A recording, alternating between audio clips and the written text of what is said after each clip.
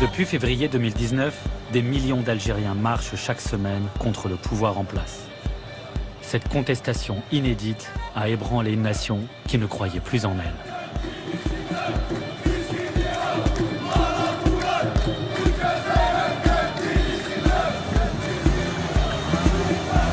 Qui aurait misé sur cette nouvelle révolution algérienne à l'ambiance de kermesse, se propageant d'Oran à Alger, d'Annaba à Tamanrasset?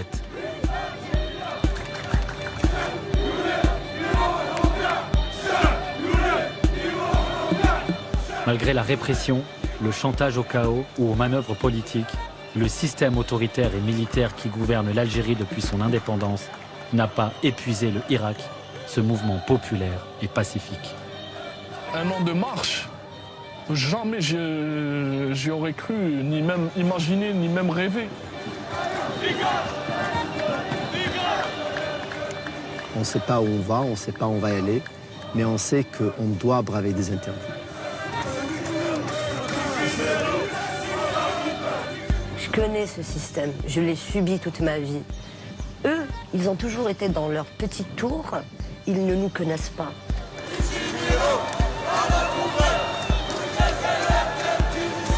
Je me dis que me casser de ce pays n'est pas une solution. Mais casser le gouvernement actuel, ça c'est une solution.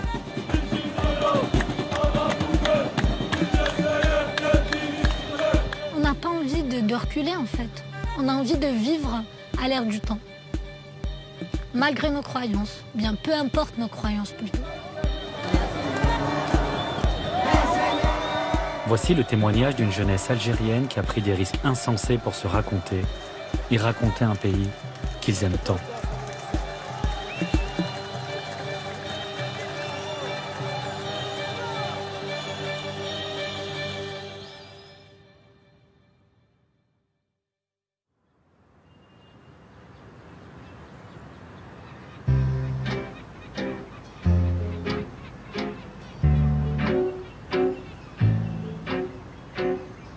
En Algérie, plusieurs centaines de manifestants ont défilé aujourd'hui dans le centre d'Alger et dans plusieurs autres localités du pays contre la perspective d'un 5e mandat du président Abdelaziz Bouteflika. Manifestation également dans les rues d'Alger cet après-midi pour dire stop à Abdelaziz Bouteflika. Des milliers de personnes ont bravé l'interdiction de défiler pour s'opposer à un 5e mandat du président algérien. 22 février, le jour même, on n'avait pas trop compris ce qui s'était passé. Moi, je me rappelle, j'étais de garde la veille.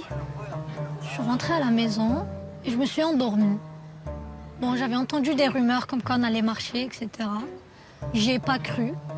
Je pense que j'étais comme tout le monde. On était tous un petit peu abattus. On se disait qu'il n'y avait plus rien à faire, que tout était fermé, il n'y avait plus aucune issue.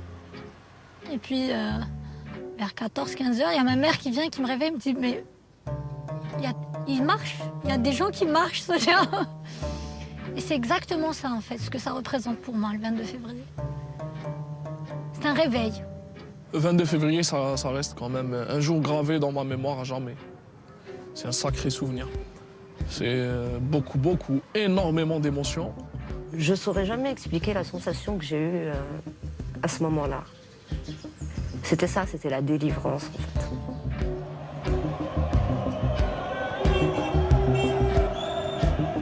Le 22 février, je me rappelle, je suis sorti tout seul.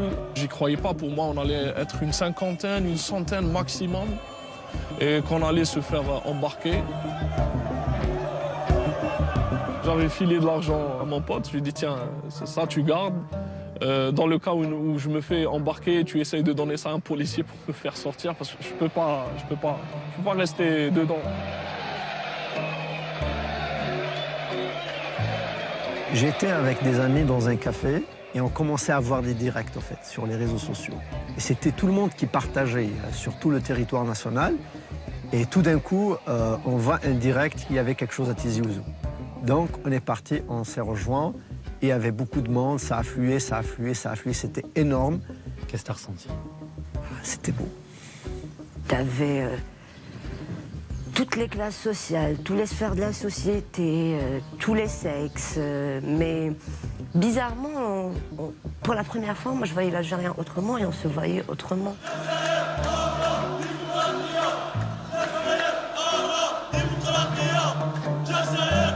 En fait, c'est vraiment la révolution qui est née ce jour-là. Là, j'ai vraiment repris un grand espoir, je vais dire. J'ai repris le grand sourire. Je me suis dit, là, c'est la bonne. Là, on avance. On était juste pour la première fois tous là avec un objectif en commun.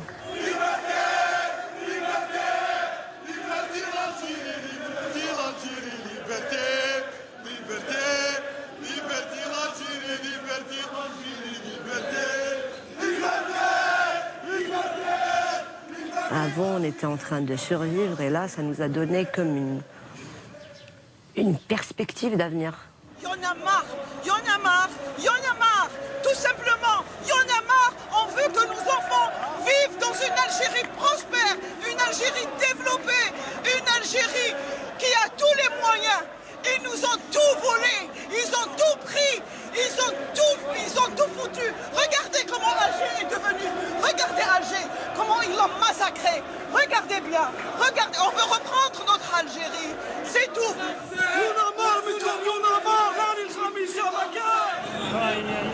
Ça fait mal au cœur.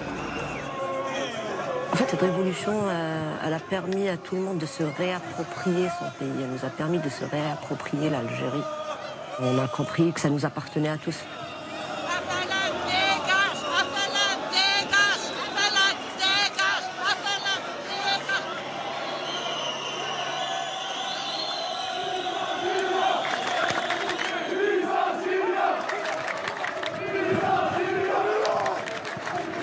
Quand Oran est sorti dans la rue pour dire non au 5e mandat, ça c'était incroyable. Parce qu'à Oran, les gens ne sont pas politisés, la plupart. Ils s'en foutent, mais royalement.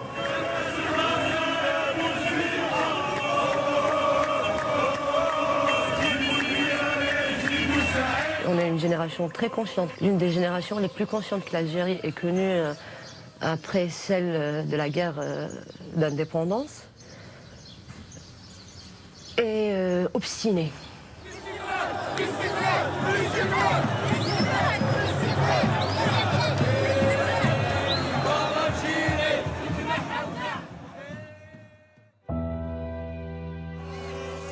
Le 5 juillet 1962, les Algériens célèbrent l'indépendance. Enfin la liberté après 132 ans de colonisation française. Des millions d'Algériens chantent à la gloire du Front de Libération Nationale, le FLN. Tous nous voudrons vivre ensemble dans la paix et même si nous sommes très contents et la joie de l'indépendance totale avec notre peuple algérien. Qui aurait pensé que 57 ans plus tard, tout un peuple se mettrait à crier « FLN dégage ». Le libérateur deviendra l'oppresseur. Le FLN finira par cadenasser le pays, spolier ses richesses et son histoire. 62, l'indépendance, et elle est vite passée en fait. On nous a volé notre indépendance. On nous a volé notre pays. Et c'est pour ça que tout est à refaire. C'est qu'on n'a pas eu l'occasion de construire le pays qu'on voulait, que nos grands-parents, nos arrière-grands-parents ont voulu. Ceux qui avaient la décision, ceux qui avaient le contrôle de l'école, ceux qui avaient le contrôle de l'armée, ceux qui avaient le contrôle de l'économie, ceux qui avaient le contrôle de la politique, ceux qui avaient le contrôle de la justice, c'était eux les responsables. Et je pense que les gens qui ont pris les rênes après 62 ont volé ce rêve et ont détruit ce rêve. Quand tu vois certains maquisards, quand ils te parlent de l'indépendance, ils ne te parlent pas de la chose politique, mais ils te parlent de ce qu'ils ont subi sous la colonisation.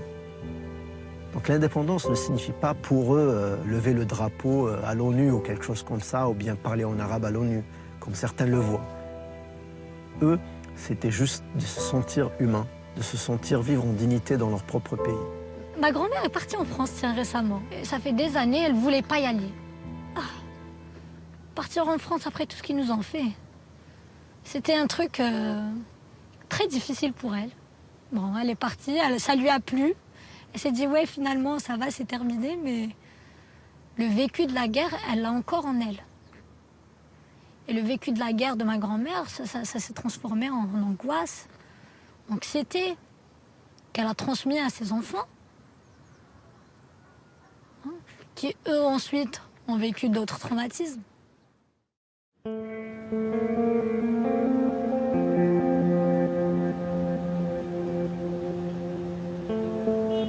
Ce traumatisme dont parle Sonia, c'est la décennie noire. Au début des années 1990, l'armée interrompt les élections législatives. Son but, empêcher le Front islamique du salut de prendre le pouvoir. Les plus radicaux prennent le maquis. Un conflit commence entre l'armée et des groupes islamistes. L'Algérie va alors sombrer dans l'horreur.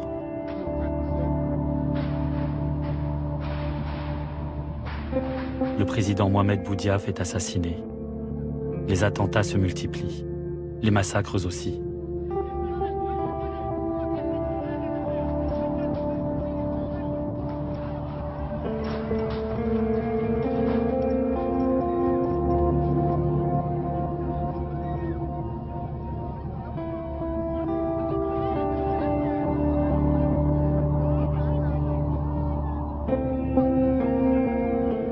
L'Algérie survit dans une nuit interminable qui durera une dizaine d'années.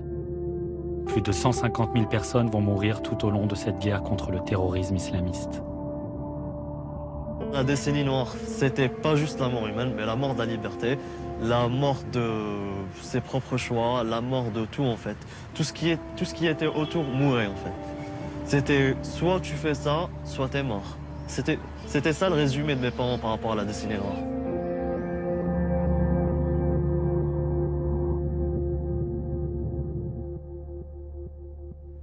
Quand on voyait le GT de 20 heures, on voyait donc le degré de violence, donc les corps déchiquetés, les corps des terroristes retrouvés ou bien abattus et les armes qu'on a retrouvées.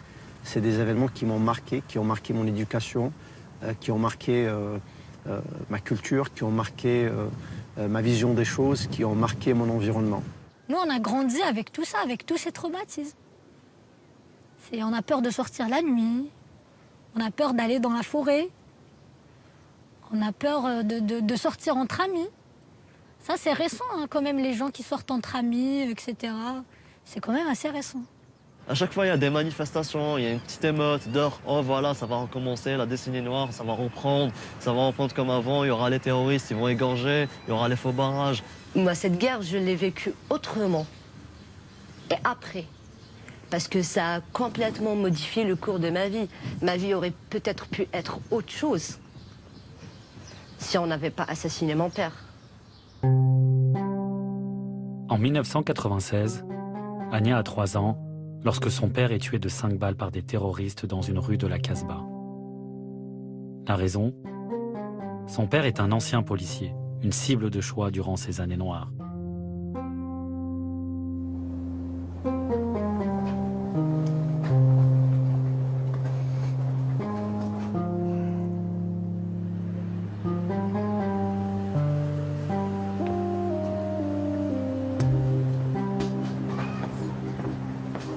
Mon papa me rappelle pourquoi je suis là. Qu'en fait, peu importe ce qui arrive, il faut toujours te battre et vivre.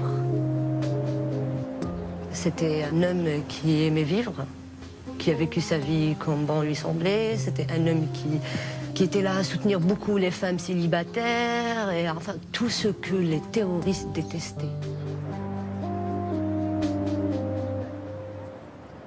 Moi, personnellement, j'ai 26 ans, je suis née en plein terrorisme.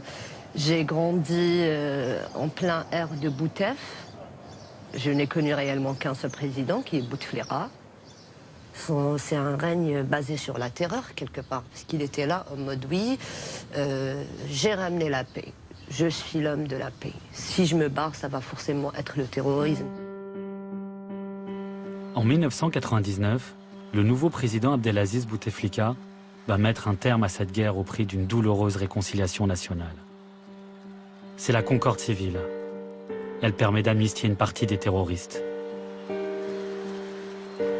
Cette paix à marche forcée est l'une des raisons de la popularité et de la longévité de Bouteflika. Le président enchaîne 4 mandats, verrouille le pays et règne sans partage sur l'Algérie, même après un AVC qui le cloue dans un fauteuil roulant. Son héritage, fraude électorale et corruption. À l'époque, pour toi, il est venu. C'est bon, le sauveur est là, paix sociale, tout va bien. On peut visiter l'Algérie, on peut se déplacer, on peut enfin respirer. Ça, c'était la première, la deuxième année, le premier mandat, on va dire. Ensuite, c'était des projets, genre des projets qui commençaient à éclore un peu partout. Tu te dis, ben voilà, c'est bon, c'est pas grave s'il a refait un deuxième mandat. Et après, c'était stagnation et régression. Et de 5, en Algérie, le président Bouteflika briguera un 5e mandat lors de la présidentielle en avril prochain. La cérémonie a eu lieu en présence d'une photo du président. La scène a fait le tour de l'Internet algérien. Ils auraient pu mettre un hologramme, ça fait plus moderne, a ironisé un internaute en cette période irréelle.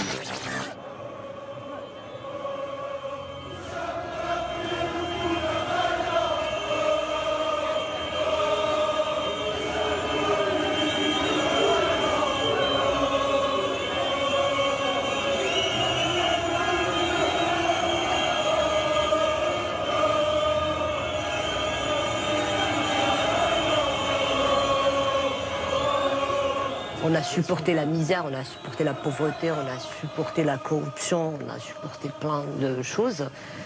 Mais se foutre de notre gueule à ce point, c'était plus possible. Vraiment, c'était un coup de nerf pour les jeunes. Comment un gars que peut-être qu'il n'arrive même pas à pisser comme tout le monde, va, nous, jeunes de 20 ans, nous gouverner? Non, ça, c'est pas possible. Parce que c'était quand même humiliant, c'était vraiment humiliant d'avoir un président dans une telle situation qui va se présenter pour un 5e mandat. 20 ans de Bouteflika, on n'a connu que ça. La corruption a atteint son paroxysme, la déliquescence de l'État a atteint ses limites. C'était un vide total. C'était vraiment, on avait peur que Bouteflika allait passer.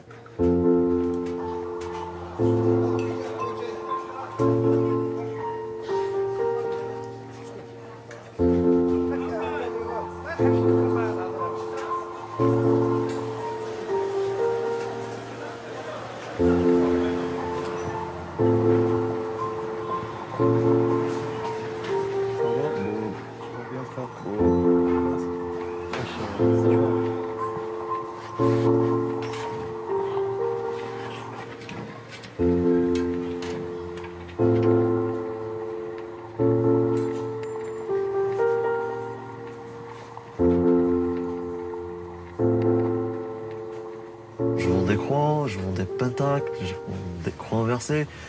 Je dirais même aussi des pendentifs marijuana, des trucs qui sortent de l'ordinaire en fait. Donc dans ce magasin, il y a plein de trucs que les autres commerçants, je veux dire, que trouvent tabou. Il y a beaucoup de clients qui viennent me demander, si j'achète le collier, ça, tel collier, est-ce que je vais avoir des problèmes d'or? Est-ce que vous-même, vous avez des problèmes? C'est des questions qui me reviennent assez souvent. Je leur dis, voilà, même si un jour il y a quelqu'un qui vient vous parler, il y a quelqu'un qui vient vous faire chier comme ça dans la rue, il faut pas se taire, il faut jamais se taire. Tu peux porter ce que tu veux, c'est ton corps, c'est ta propre personne en fait. Si tu veux porter un patac, tu le portes, si tu veux porter une croix, tu la portes. Donc je dirais que ma petite boutique, c'est plus un côté rebelle que commercial en fait.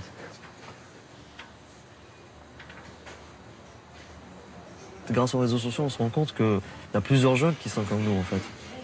Ça nous a permis de nous rapprocher, de se faire, en fait, la petite communauté, elle est devenue une grosse communauté grâce aux réseaux sociaux.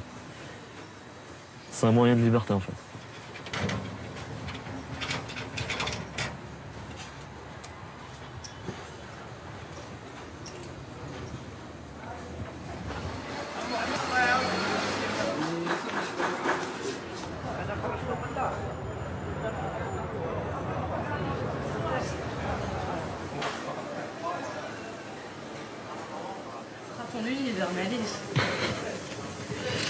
J'ai oublié mes bagues. Mais je tirerai dessus. Attends, je 2 secondes, c'est complètement. Hop.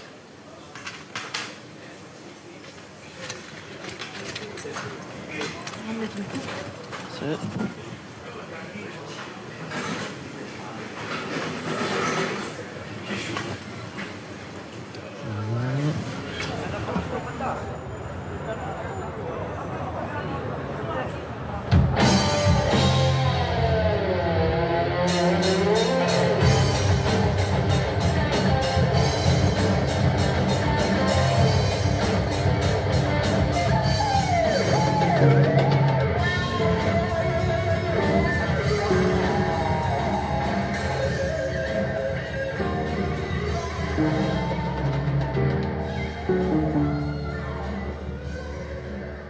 C'est comme si je vivais dans une prison ciel ouvert en fait. On t'empêche de vivre ta jeunesse.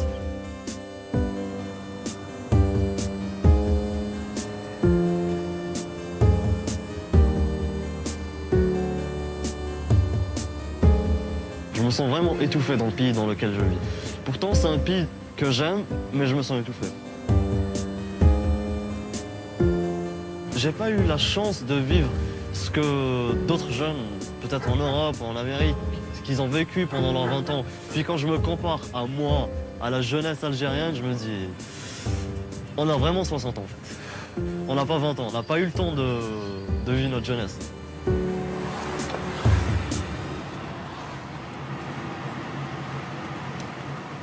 Quand on sort d'un concert de métal, genre, on est en mode, c'était bien. Tous les problèmes que tu as eu pendant toutes les semaines, toute cette rage que tu as en toi, tout en fait. Tu les fais en sortir en criant, en sautant, en plinguant, tu peux tout faire en fait. Il n'y a personne qui te regarde. Ça, c'est genre, quand tu rentres dans un concert de métal, tu sens que tu es rentré dans un autre monde. Tu te dis, ah, je suis plus dans la société que j'étais là, il y a 2 minutes dehors.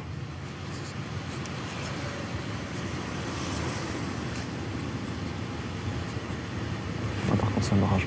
C'est un barrage.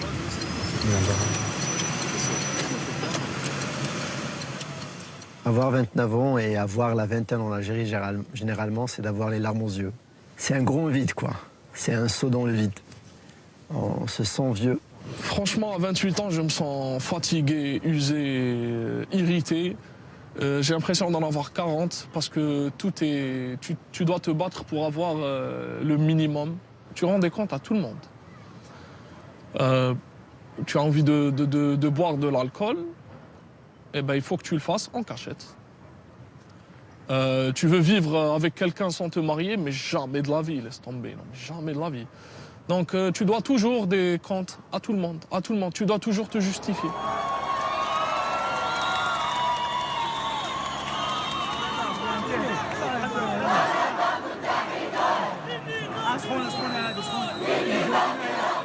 Ce pays te fait du mal, te fait perdre ton temps, ta jeunesse, ton énergie, tout. Il t'écrase, il te dévitalise.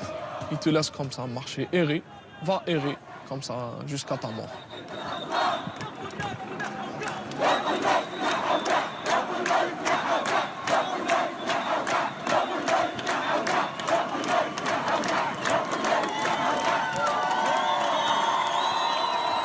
Tellement tu te désespères, tu ne peux plus qu'espérer. La seule chose qui peut te sauver, c'est d'espérer à autre chose. C'est bon, on a fait le tour du dark side. On a fait le tour des massacres, de la corruption, de la pauvreté, de la misère, de la saleté. On connaît ça, on sait très bien vivre avec ça, on sait survivre dans ça. Et si on essayait autre chose? On n'a plus grand-chose à perdre, sauf nous-mêmes. Et on s'est déjà perdu. Et avec cette révolution, on s'est retrouvés, on a retrouvé qui on était réellement.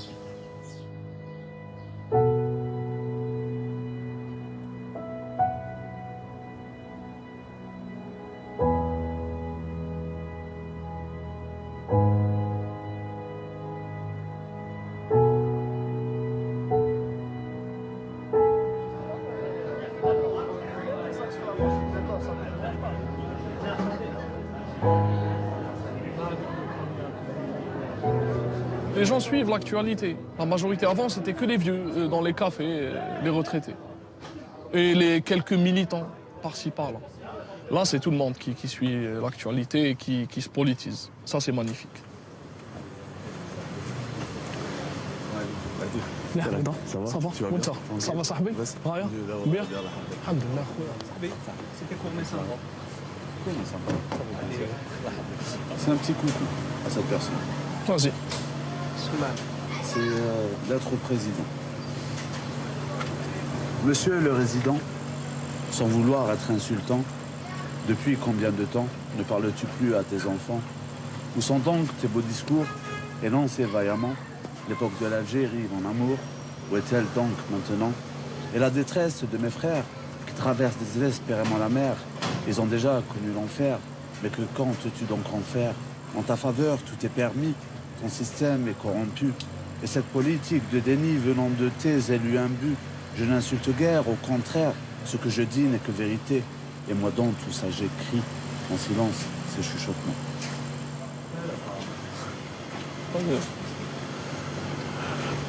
J'ai l'impression que le problème n'est pas la personne qui a occupé le trône, mais plus le trône en lui-même. Un pays pareil. C'est plus le fait que cet homme-là ne représente pas qu'une fraction, il représente tout un écosystème. Oui. Il atteint un certain niveau de médiatisation où on le sacralise, carrément. Mais à la fin, il ne représente qu'une image. C'est sûr. Hein. Un mandat, 2 mandats, 3 mandats, 4 mandats, il y en aura un autre. Mais il représente le même système. Clairement. Donc le problème est beaucoup plus enfoui, Sahbi, il est beaucoup plus compliqué que ça. Il ne s'agit pas de changer juste un président. C'est une question de mœurs.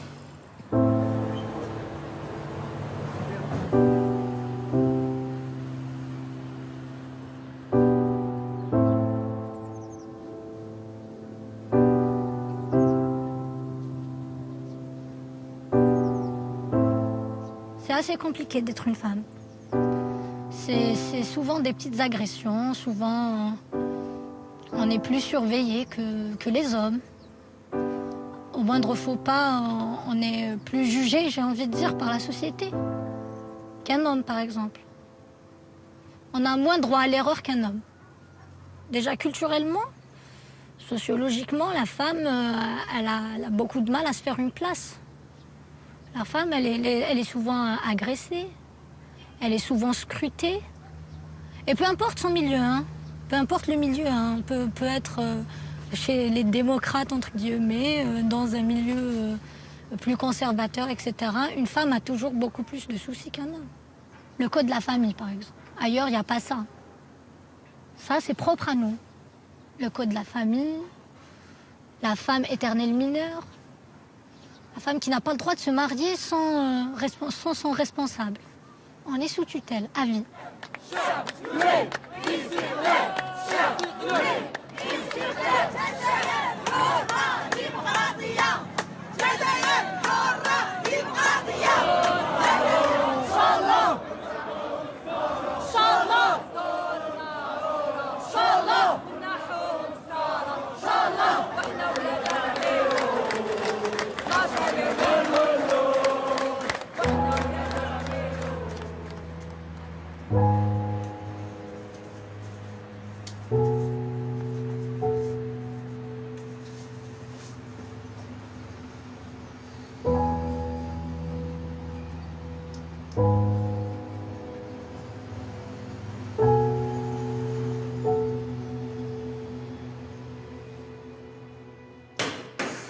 Tout comme Sonia, les femmes n'ont pas hésité à descendre dans les rues pour s'enrôler dans le Irak.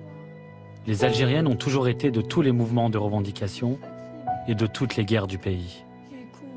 Et cette révolution a permis aux femmes de reprendre leur place dans la société et dans le récit national. C'était génial quand même. Déjà, mais de passer à روحي للدار بلاصتك في الكوزينة tu n'as rien à faire dans la rue avec les hommes, que ça soit normal qu'on sorte, ça c'est un acquis, c'est déjà énorme. C'est ça. C'est déjà énorme. Ces dernières semaines, il y a eu même des appels aux femmes. Venez marcher, on a besoin de vous. Le rôle de la femme dans cette révolution. C'est ça, oui. Est vraiment un rôle central en fait. C'est qu'aujourd'hui, on apprend à écouter, les femmes et on apprend à... En fait, une femme, elle peut parler de... On comprend finalement qu'une femme, elle a des idées, elle peut parler de politique, elle peut parler de choses qui concernent tout le monde et même les hommes. Et c'est ça, je trouve ça génial, sincèrement. Avoir des femmes qui sont des leaders d'opinion, qui sont très suivies sur les réseaux sociaux, etc. Et quand elles parlent, elles sont écoutées. Ce ne sont pas des femmes, ce sont des avis, ce sont des courants politiques, des idées. Donc, je trouve que c'est déjà bien. Voilà, tout à fait. Elle a pris sa place de citoyenne à part entière. Tout comme le reste des Algériens, c'est qu'en fait, on est tous devenus des citoyens. Enfin, on n'est pas devenus des citoyens, Mais on apprend à l'être. On apprend à le devenir. C'est déjà extraordinaire.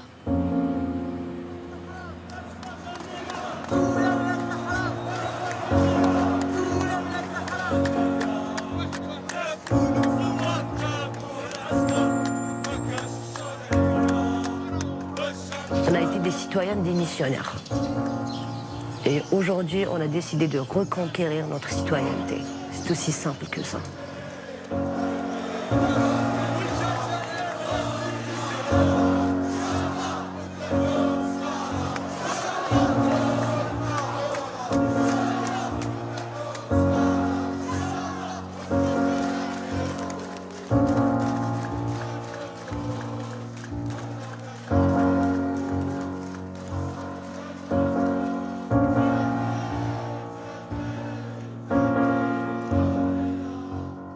Moi, ce qui m'a surpris le plus, c'était l'humour qui se transmettait à travers les slogans. Le mieux, c'était un slogan d'une jeune fille qui disait « Bouteflika, vous n'allez même pas avoir le droit de mon soutien-gorge ».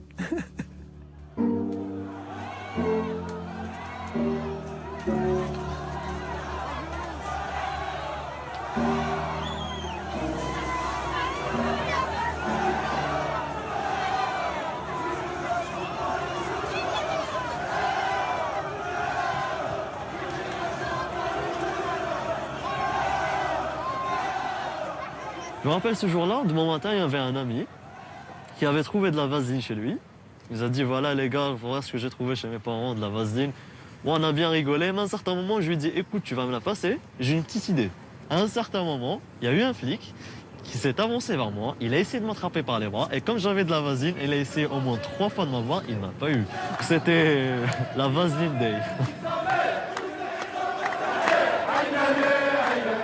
On s'est réapproprié la rue. J'ai vu des familles, des jeunes, des moins jeunes qui marchaient en symbiose. Donc ça a libéré la parole quand même, c'est quelque chose de fou aussi. Hein. On parle de l'Algérie toujours, je vous le rappelle. C'est un peu la Corée du Nord de l'Afrique.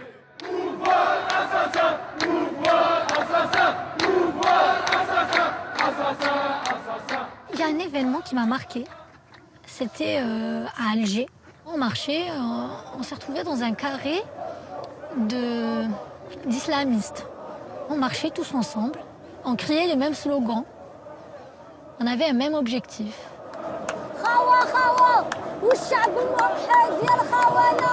Les Algériens, À aucun moment on nous a mal regardés ou on nous a mal parlé. Je me suis dit, mais est-ce que on aurait cru qu'un jour on se retrouverait dans une situation pareille?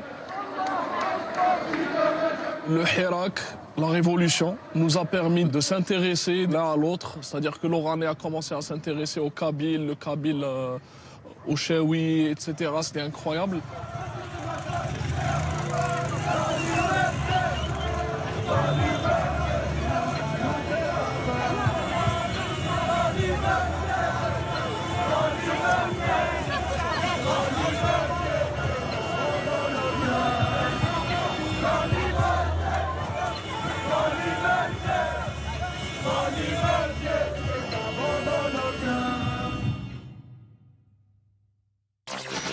Abdelaziz Bouteflika va démissionner après plus d'un mois de manifestations dans tout le pays.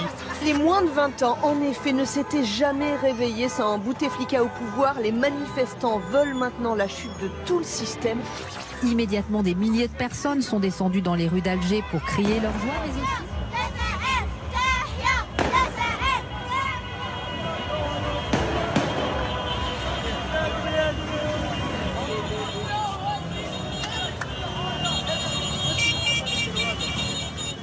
Il faut le dire, hein, ce Hirak, il a fait tomber l'un des plus grands dictateurs africains. C'était un dictateur, Boutef.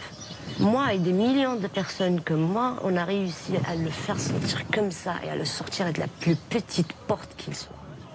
L'humiliation qu'il a subie, lui, est pire que toutes les humiliations qu'il nous a fait subir à nous.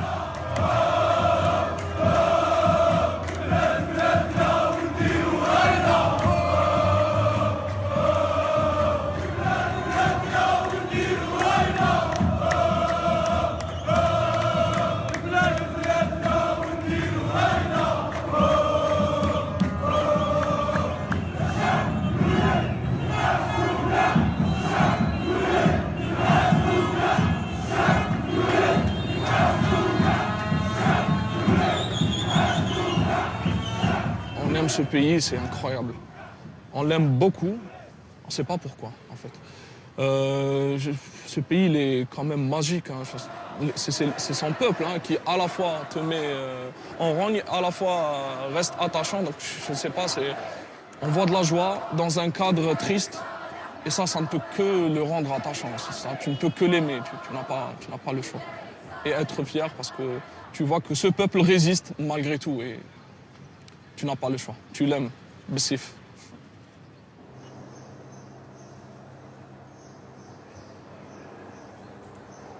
Pour moi, le Hirak n'est pas encore une révolution. Ça n'a pas encore changé les paradigmes des choses. Ça n'a pas encore changé le système. Ça n'a pas encore ébranlé le noyau dur du fonctionnement du système algérien, qui est la primauté du militaire sur le politique. Après la démission de Boutef, le vernis de la démocratie a craqué et on a vu qui dirigeait le pays réellement. C'était la junte militaire.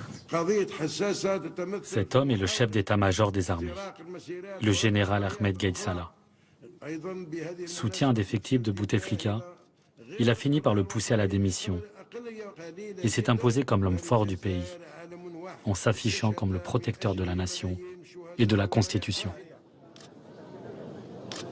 Boutef, il a été placé par les militaires. Zarouel, c'était un militaire. Boumediene, c'était un militaire. Ça a toujours été les militaires. Et ça n'a plus lieu d'être. Le général a beau mettre des proches de Bouteflika en prison, les manifestants le perçoivent comme un membre du clan du président déchu. Rien ne calme la colère populaire. Le chef d'état-major cristallise les rancœurs du peuple et incarne le visage du système algérien. Ahmed Gaïd Salah multiplie les discours en cherchant à briser la révolte. Mais comment casser cette dynamique révolutionnaire? Le pouvoir a l'idée de faire interdire leurs démarches les drapeaux amazirs, l'emblème berbère que revendiquent notamment les Kabyles. Le régime espère ainsi jouer sur la corde régionaliste et diviser les Algériens. En vain.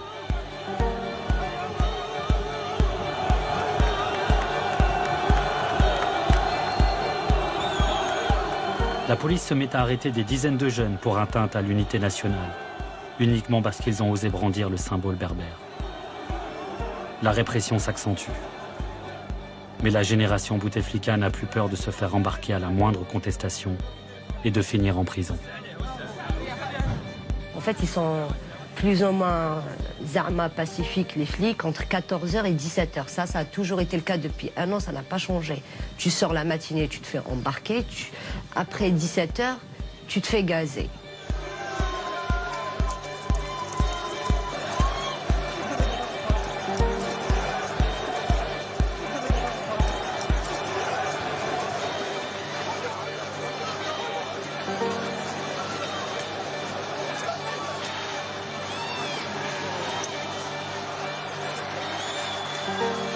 J'ai été arrêtée le 13 avril. On nous a emmenés à plus de 30 km. Ils étaient là à essayer de nous rabaisser, à nous jouer sur le moral. Et on était là, on essayait de résister.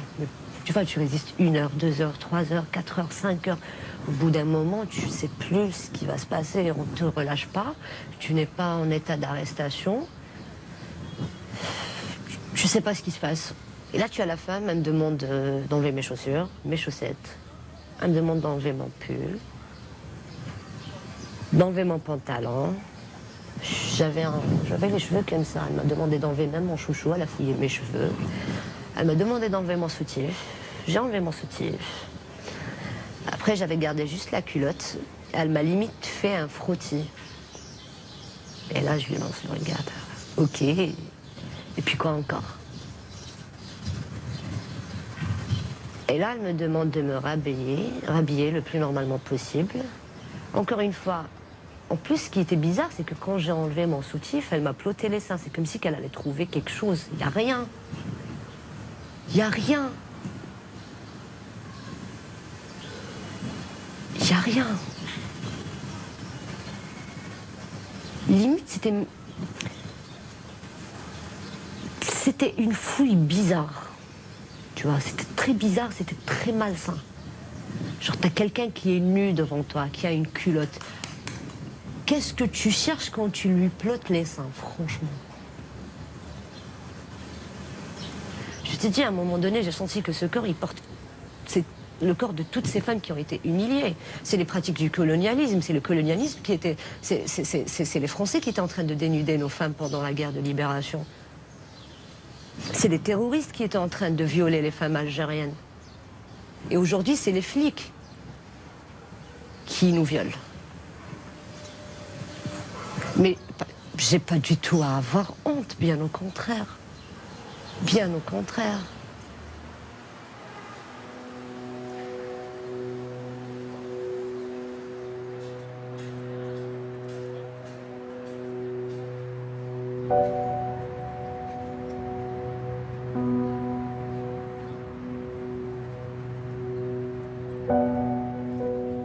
Aujourd'hui, y aller jusqu'à dire que c'est une dictature, je ne le conçois pas ainsi. Mais c'est un régime totalitaire, en fait. C'est un système que je peux qualifier comme étant mafieux. Donc on a recours à la ruse, on a recours à la corruption, des comportements d'une bande. Vouloir être avocat, c'est parce que j'ai voulu être militant. Et la façon la plus efficace pour être militant, c'est d'être avocat. Parce que ça te donne cette capacité de défendre les gens, de défendre la justice, de comprendre ce que les gens subissent profondément. Ça te donne vraiment cette capacité de t'exprimer. Je m'occupe aussi des dossiers principalement des détenus d'opinion et des dossiers politiques. Et là, on va voir des choses incroyables. À force que j'analyse les dossiers que j'ai sur mon bureau, je réalise que la justice est un organe corrompu jusqu'aux os, qu'il n'y a aucune liberté de décision, que pour des simples affaires, des fois, on sent qu'il y a un recours à une hiérarchie supérieure pour demander le jugement qu'il faut prononcer.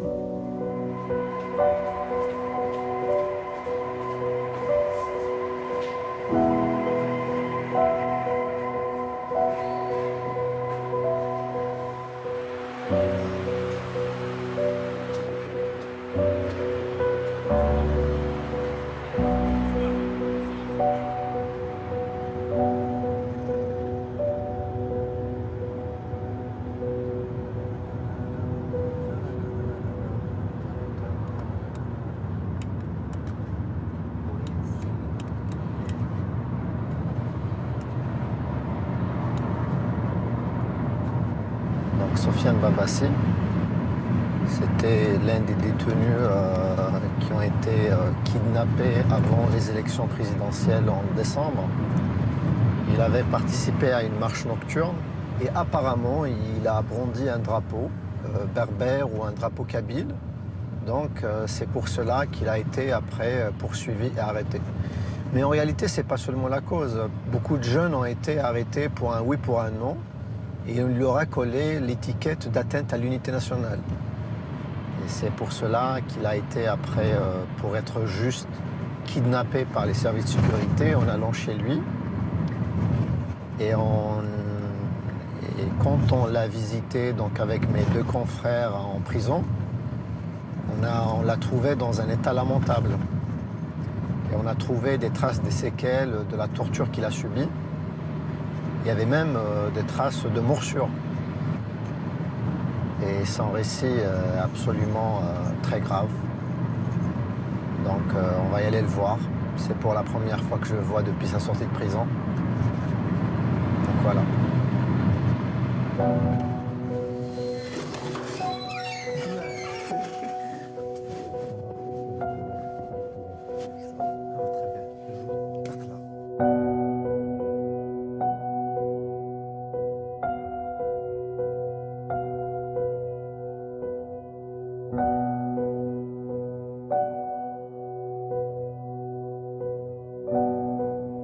Ils ont amené un paquet de papier.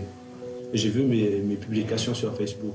C'est la preuve que ça fait longtemps qu'ils sont en train de me suivre. Et puis elle est rentrée, le commissaire, je pense. Je ne le connais pas, mais je pense que c'est le commissaire. Elle est rentrée Il m'a rien dit, quoi. Il m'a regardé comme ça, il m'a donné un coup sur l'œil. Très très fort, il m'a donné. Puis il m'a poussé comme ça, je lui ai dit pourquoi je me frappe. Tu m'as donné ce coup.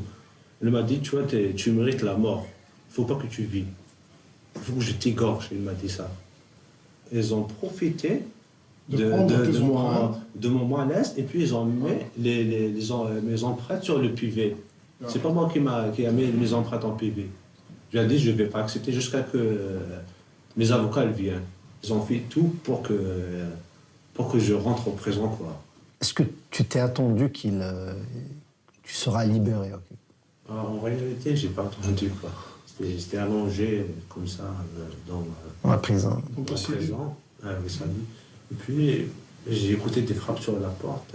Papa s'est libéré. J'étais un petit peu, j'étais choqué, un petit peu étonné, quoi. Défendre des idées, c'est des choses nobles, quoi. C'est des choses qu'on fait avec fierté, quoi. C'est ça le plus important, quoi. Je donne un message à tout le monde qu'il faut défendre vos idées. Il faut pas laisser faire, quoi.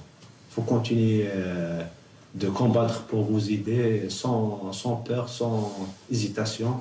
Parce que le plus important dans tout ça, c'est qu'on fait pas, on est convaincu qu'on ne fait pas de mal.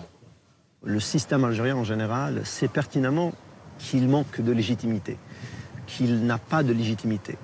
Et pour asseoir sa légitimité, donc, il faut sentir avec une manière perpétuelle qu'ils sont supérieurs, qu'ils ont le pouvoir d'opprimer, qu'ils ont le pouvoir d'acheter les gens, qu'ils ont le pouvoir de dire telle et telle élite est corrompue.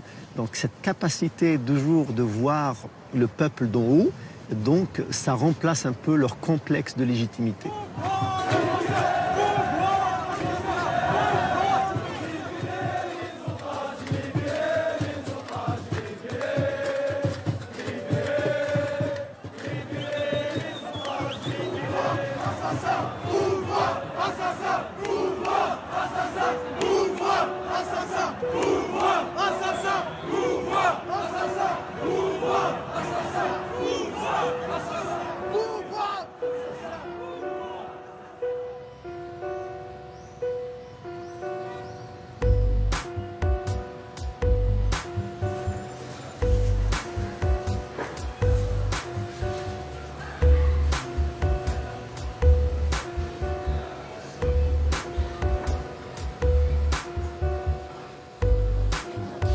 Le général réussit enfin à imposer une élection présidentielle.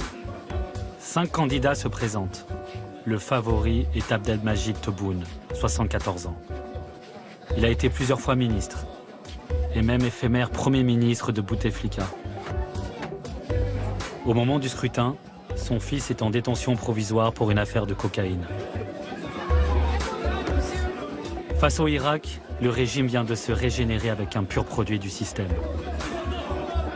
Mais la rue ne lâche rien, refusant ardemment toute élection avec la bande, dénonçant des fraudes et boycottant en masse le vote. En Algérie, Céline, le nouveau président Abdelmajid Tebboune dit tendre la main au mouvement de contestation populaire inédit qui secoue l'Algérie depuis près de 10 mois. Et aujourd'hui encore, au lendemain d'une élection présidentielle largement boudée avec seulement 40% de participation, des manifestations monstres ont eu lieu dans de nombreuses villes du pays.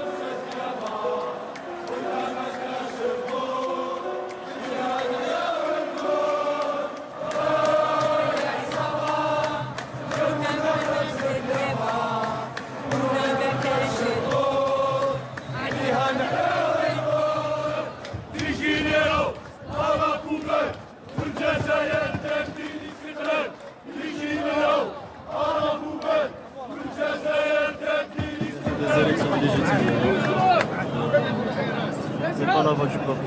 Parce que c'est pas nous qui avons voté. C'est pas le peuple qui a donné sa voix.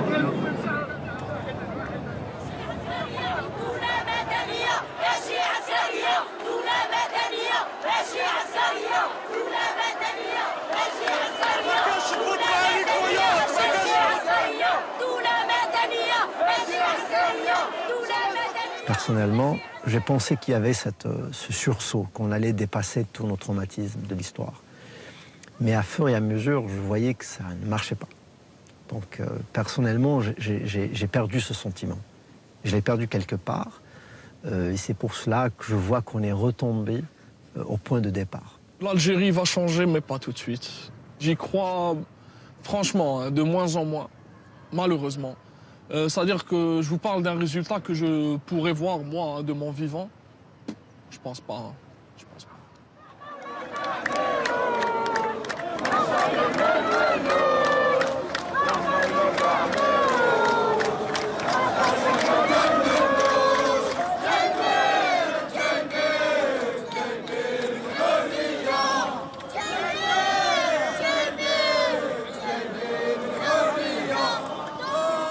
Les enfants qui ont 5 ans, 6 ans, 7 ans et qui ont pris l'habitude de sortir chaque vendredi, de connaître ce sentiment d'appartenir à une nation, cette union.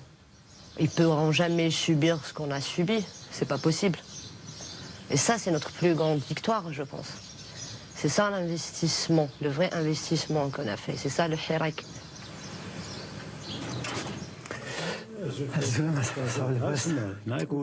Pour Atman, la désillusion est trop forte. Le Hirak a bien porté à ses débuts l'espoir d'un changement, mais pour lui, ce n'est plus le cas. Et vous? Ce soir-là, il dîne avec 2 amis, un opposant politique et un militant des droits de l'homme, qui sont loin de partager son désespoir. Voilà. La question qui se pose, le problème qu'il y a eu, bon, il n'y a pas eu d'élite, il n'y a pas eu d'émergence de nouvelles figures. Et même s'il y avait des tentatives, je pense que l'état-major ne les a pas laissés émerger. Mais maintenant, la question que je me pose, que doit faire ce mouvement? Qu'allons-nous faire, nous, en tant que citoyens, en tant que militants, en tant que figures politiques, en tant que gens impliqués, face à cette situation? Moi, je pense, avec toute modestie, qu'il nous faut un projet pour le Hirak, pas des représentants pour le Hirak. Il faut que le peuple algérien puisse écrire son projet. Il n'y a pas de solution individuelle pour ce mouvement. Il n'y a que des solutions collectives. C'est-à-dire que si on n'arrive pas à réfléchir en collectif, on ne peut pas gagner. En fait, c'est un mouvement à la fois politique et un mouvement social. Et notre défi maintenant, c'est de construire. Parce que je ne pense pas qu'on va se mesurer dans la force par rapport au système. Notre force à nous ne sera pas dans la destruction du système.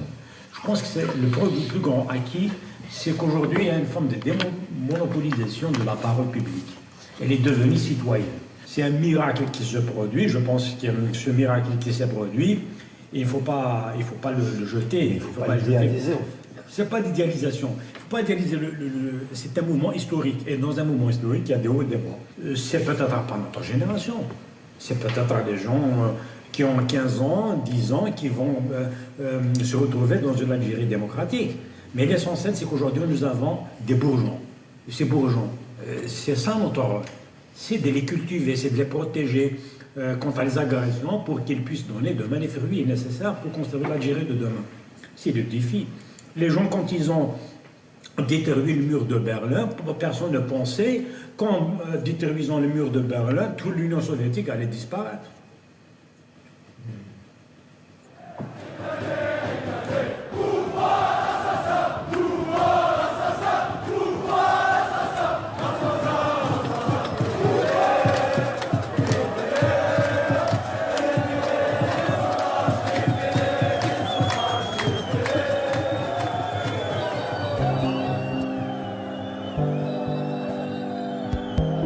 Et pendant toutes ces marches, la vie ne s'est pas arrêtée, bien au contraire. Pour Anis, lorsqu'il veut se retrouver avec ses amis et sa copine pour faire la fête, il doit trouver un lieu tranquille, synonyme de liberté et d'intimité. Les jeunes appellent ça un diki.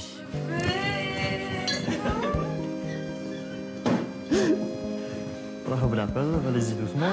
Non, non, non, non, pas de polygamie avec des bouts de pestis. Pas de Tu vas la faire tomber. Tu vas la faire tomber.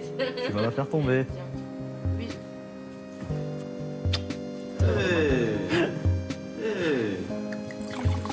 Tu vas voir ce que Non, jamais. Secours. Secours.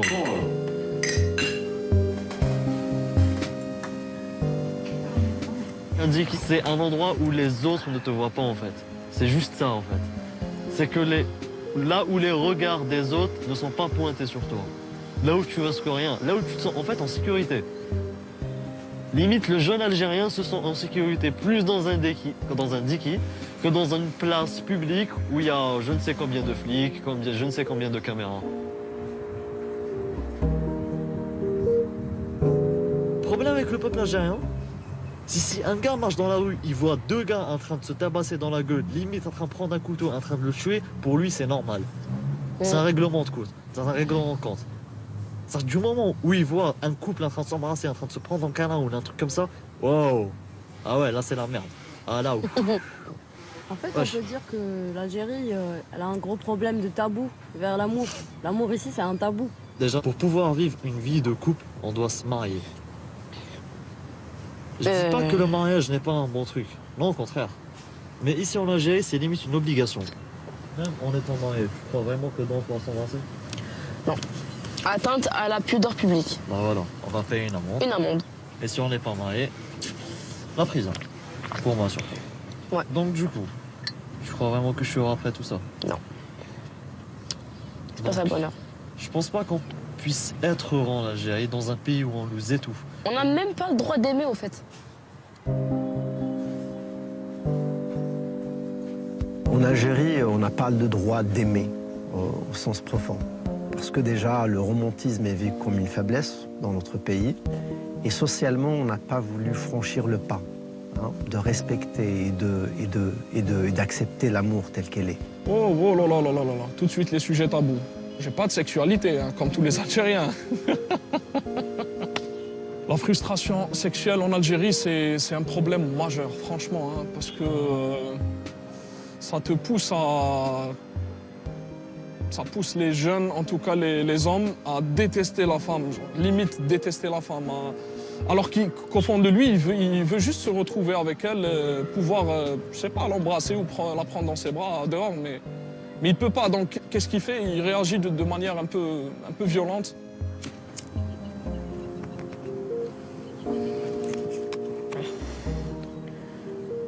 Là, j'en ai marre. Pourquoi? À 20 ans, déjà, la dépression. T'as le stress de la famille, t'as le stress de la société, t'as le stress des études, t'as le stress des mecs. Ouais. Genre, la routine d'une fille, quoi, genre en Algérie. À 20 ans, en fait. Ouais. Tu souffres à 20 ans, en fait. À 20 ans, genre à 20 ans, t'es à l'étranger, t'es là, tu vis ta meilleure vie, t'es en boîte de nuit, t'es avec tes potes. Bah là, t'as rien, genre. T'as rien, en fait. T'as un cinéma, deux cinémas, puis t'as rien, en fait. Il y a des programmes pourris, il y a des films qui sont censurés parce qu'ils contiennent des scènes érotiques, on va dire. Ici. Ouais. Exactement. Le tabou de la femme qui se masturbe. Comment tu peux connaître tes plaisirs si tu n'as pas le droit de te masturber ou de voir du porno? Exactement. Le problème, c'est qu'il faudrait instaurer une éducation sexuelle. Ce pays a besoin d'une éducation sexuelle. Les parents sont contre. Justement, les parents sont contre, mais... Ils croient que c'est obscène. En fait, ils sont contre du fait qu'une femme doit être libre comme un homme, en fait. Bah, ils ont juste peur de la femme. Ils ont peur que la femme prenne une puissance qui serait supérieure à la leur. Parce qu'une femme peut être plus puissante qu'un homme. Bah, elle peut vraiment être plus puissante qu'un homme, en fait. Elle peut avoir des meilleurs emplois, réussir ses études beaucoup mieux. Elle peut vraiment faire comme un homme, on va dire. Ce qu'ils veulent. Ça aussi. On la marie, on la met dans une maison. Et elle reste dans cette maison. Voilà, elle fait des enfants. Exactement. Et c'est tout. Comme un lapin, elle ne fait que qu'engendrer des progénitures. Donc en fait, on a des générations qui se poursuivent, mais qui sont les mêmes. Une éducation merdique, quoi. Inexistante. Inexistante, quoi. Les filles ne sont pas solidaires dans ce pays. Elles sont soumises. Elles ferment leur gueule et elles acceptent. Elles se disent, ouais, c'est comme ça, tout le monde fait, moi je vais faire comme tout le monde. Mais est-ce que c'est juste? Est-ce que tu es heureuse? Est-ce que toi tu es heureuse? Est-ce que le jour où tu mourras, tu seras dans ton lit de mort? Est-ce que tu te diras, ouais, j'ai vécu une belle vie? Est-ce que tu vas répondre par oui? Non. Moi, je veux répondre par oui. En fait, là, le problème vient des parents parce que nos parents ne nous demandent jamais la vraie question qui se posait. Est-ce que tu es heureuse?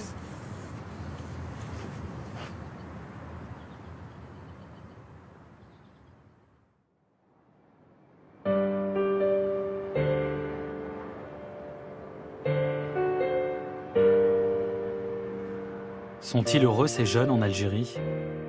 Et ils sont nombreux dans ce vaste territoire. La moitié des 40 millions d'habitants a moins de 30 ans.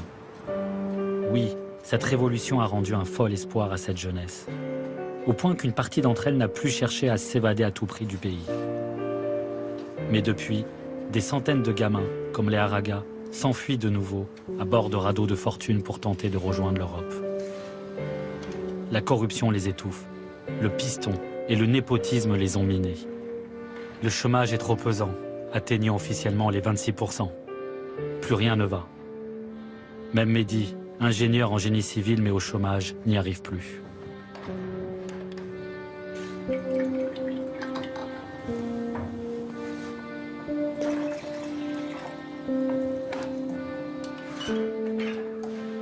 Mehdi s'occupe de ses deux frères et de sa sœur. Ce matin, il reçoit une amie. Et comme d'habitude, une question revient en boucle autour de la table. Faut-il rester ou quitter l'Algérie?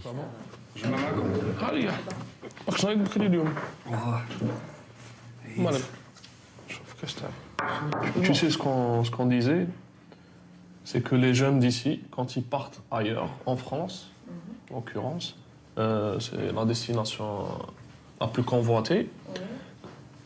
Dans leur tête, quoi, une fois sur place, c'est bon, c'est réglé. Tous leurs problèmes sont réglés. Alors que c'est une image, c'est pas la réalité, c'est une image, c'est un fantasme qui est là. Moi, par exemple, les gens de mon entourage qui sont dans l'optique de partir en France pour s'installer, légalement ou illégalement, me disent toujours que c'est toujours mieux de vivre là-bas qu'ici, machin. Et quand je demande, ils me disent oui, c'est plus facile. On est moins frustré, on peut sortir quand on veut, il y a moins de tabous. Pour les mecs qui me disent ouais, il y a des nanas, on peut sortir en boîte. Mais c'est une image parce que moi, par exemple, tous ceux que j'ai vus qui sont partis, à chaque fois ils te disent oui, c'est beaucoup plus difficile que ce que je croyais.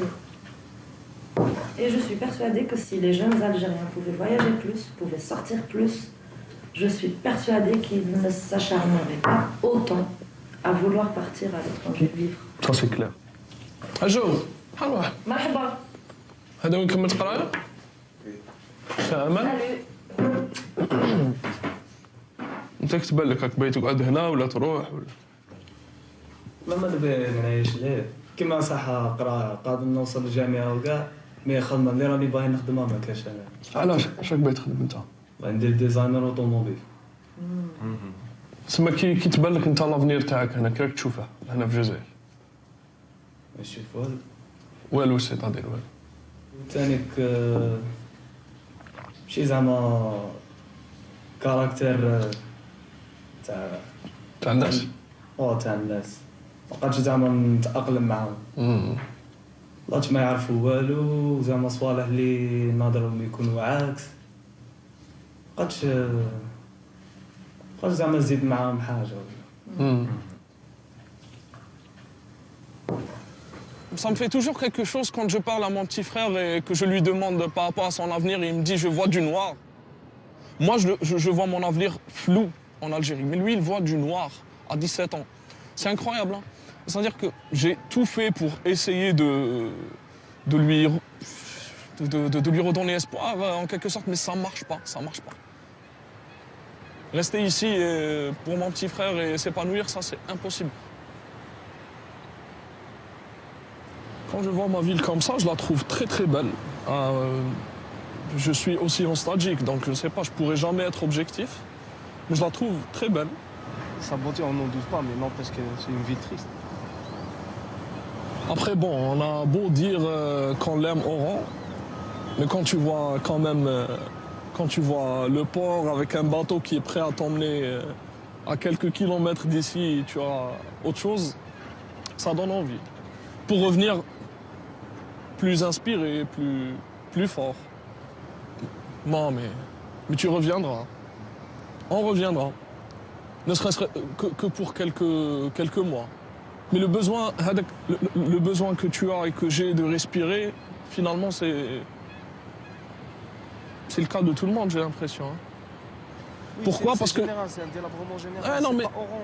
C'est pas Oran, c'est un pays comme l'Algérie, parce que tu as un passeport qui sert pas à grand-chose, tu peux pas aller où tu veux, vraiment quand tu veux. Ça joue aussi sur le moral. Tu n'as pas le choix. Si on avait le choix, peut-être qu'on serait resté en sachant qu'on peut aller, qu'on peut bouger à tout moment. Mais là, tu ne peux pas. T'as peu de chance. Du coup, tu respires beaucoup moins. Tu étouffes, limite. T'as pas de liberté. Rien.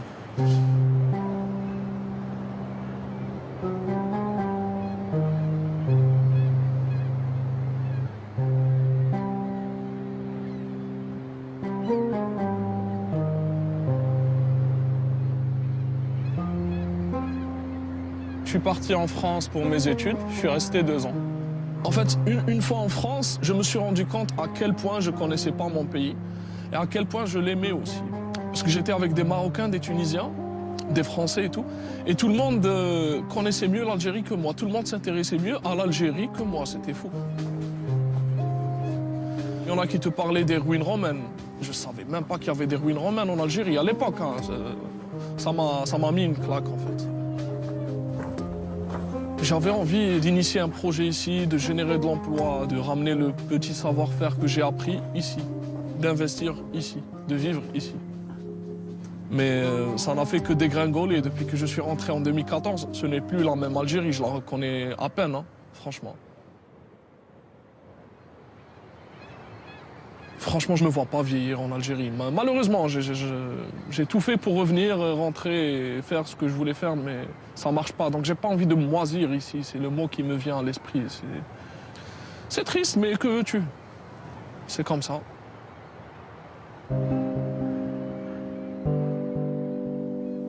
C'était mon rêve de vivre en Algérie, de construire ma maison en Algérie, de me battre pour mes idées en Algérie, de rester dans cette Kabylie, dans ces montagnes. Et ce manque de liberté, c'est ce qui m'a poussé à vouloir pertinemment quitter ce pays. Est-ce que je me vois avoir des enfants en Algérie? Je ne le pense pas. Et je ne veux pas les avoir en Algérie. J'ai envie qu'ils vivent dans un pays où ils vont se sentir libres. Ils vont vivre pleinement leurs rêves, leurs joies, leur jeunesse, leurs fantasmes, exprimer bien clairement leurs idées, circuler librement. C'est triste, hein? Très triste. Avant, tu pensais souvent, hein, partir. C'était une option très importante pour moi. Donc si je réussis à vivre ici, comme je l'entends, j'ai pas besoin d'aller ailleurs. Je suis médecin, j'ai envie d'aider mes compatriotes d'abord.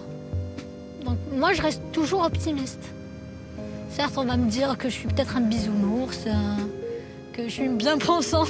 J'ai souvent droit à ça ces derniers temps. Mais j'ai foi en nous. On peut rester ici en Algérie. Si on se serre les coudes, on peut changer les choses. Parce que c'est nous la force, c'est pas eux. La force représente la jeunesse algérienne. C'est ça la force. Et c'est grâce à cette force-là qu'on va pouvoir casser ce gouvernement actuel. J'ai pas envie que demain, mes enfants vont vivre la même chose que moi. Je veux que mes enfants demain, ils vont dire voilà, nos parents, ils ont fait une vraie révolution.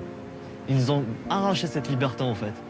Ils ne vont pas se dire voilà, je vais en Algérie, voilà, je vais me casser ailleurs, je suis pas libre. Moi, j'ai pas envie d'entendre mon enfant dire ça. Encore une fois, là, on se bat pour vivre pleinement. C'est une nouvelle ère dans l'histoire de l'Algérie. Et j'aime bien croire que c'est la plus belle et la plus importante. C'est une génération obstinée qui sait très bien ce qu'elle veut et qui n'est pas prête à lâcher. Avec le Hirak, tu deviens accro, c'est une cam. C'est devenu notre cam. Et on a tout le temps qu'il faudra. On a le temps, on a l'énergie, on a la volonté, on a la rage. On a tout ce qu'il faut.